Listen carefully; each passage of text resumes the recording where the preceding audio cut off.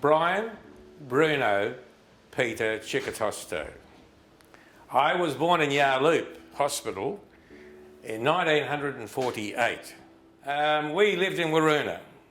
The family spread quite quickly throughout that area, and in 1954, when I was 6, we moved to South Terrace, Fremantle.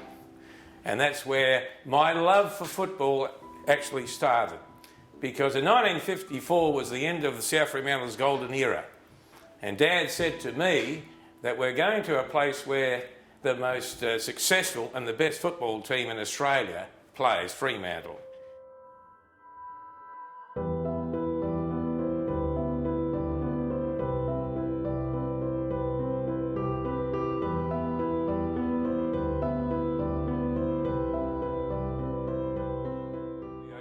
My first league game was under John Todd in 1967, played on the bench, and in those days no interchange of course, so I came on at 3/4 time in a derby at East Fremantle, and we won the game, which is very, very good. My first league game was about 3 or 4 weeks later when we played East Perth here. East Perth were undefeated. We were in second spot.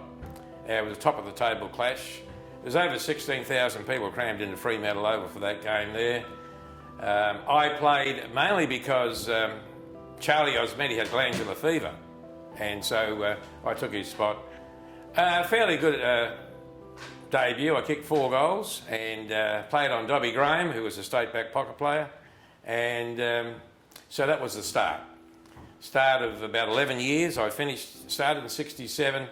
I finished in 77, but I made a comeback in 78, last game of the year.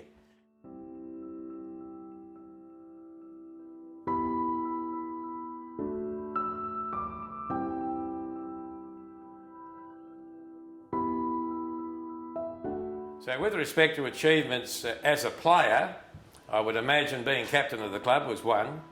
Playing 200 games is probably another.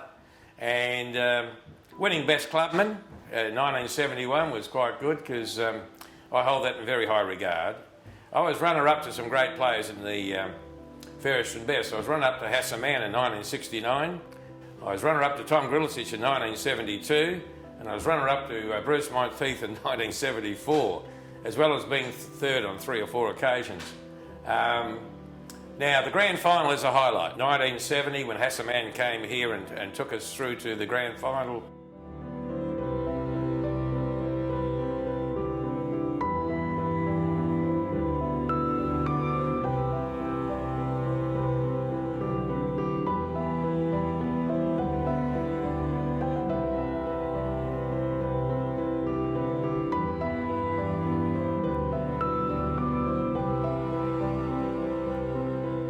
At 5'7" to have a shot.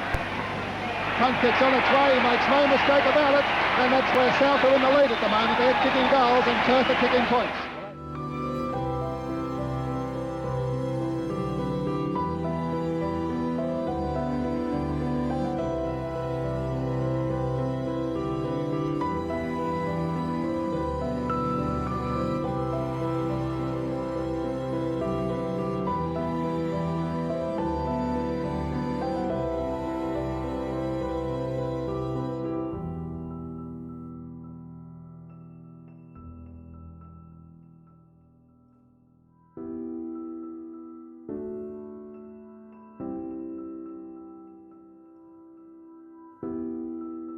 We hadn't beaten Perth at all in 4 encounters during the year. We managed to win the game quite easily, and that was the day that I was, voted in as the best player. So I got a couple of medals for that, the Simpson Medal and the Doig Medal. 2 years later, I was still playing fairly good footy, and I played in the Australian Carnival against Victoria, South Australia and Tassie. And at the end of the Carnival, I was selected in the All-Australian side, which didn't go there to be selected in the All-Australian side, but to be number 2 to Lee Matthews, who's regarded as the best footballer of all time, was quite an achievement. Later years, playing here, I had great pleasure in playing with so many Indigenous footballers. In 1972, when Sebastian Rioli came down from Melville Island, He was one of the best footballers I've seen, talent-wise. But he opened the floodgates to the introduction of Aboriginal footballers, not only at South Fremantle, I believe, for the WAFL competition, and playing with the greats from Melville Island and Benny Vagona, Basil Campbell of the Riolis, and then, of course, up from Colgan up came Stephen Michael, and we had so many great players. And that was a pleasure of mine because I was captain in '75 when Morris Rioli, Basil Campbell and Stephen Michael started their league careers. Anyone asks me what the greatest highlight I've had in football, right, is my involvement with Aboriginal footballers and promoting them as footballers here at grassroots level and then going on to AFL. So we've been a cosmopolitan football club for many, many years. When you read the best players in this club, there are Italians and there's Croatians, etc., abound everywhere. So South Fremantle has been a club that I'm very proud of.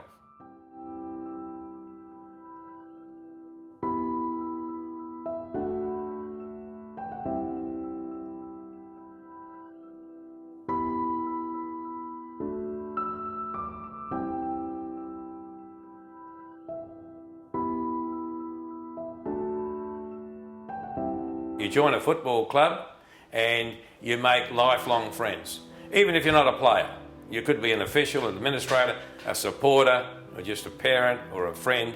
It's a great social element of your life, and if you come back to WAFL football or increase the crowds here, it makes it so rewarding for the players and the officials that put in so much time.